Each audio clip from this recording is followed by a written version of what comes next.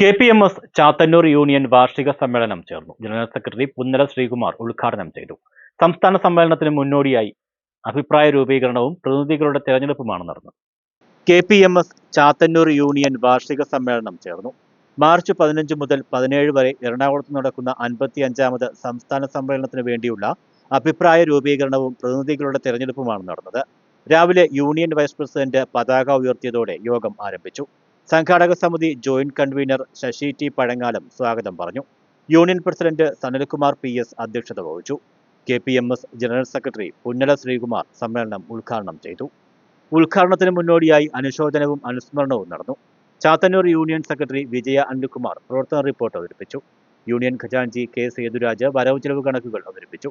ഉച്ചഭക്ഷണത്തിന് ശേഷം പൊതുചർച്ച, മറുപടി, അംഗീകാര പ്രമേയ അവതരണം, ഭരണസമിതി തെരഞ്ഞെടുപ്പ് തുടങ്ങിയവ നടന്നു.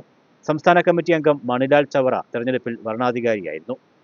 ന്യൂസ് ബ്യൂറോ, കൊല്ലം.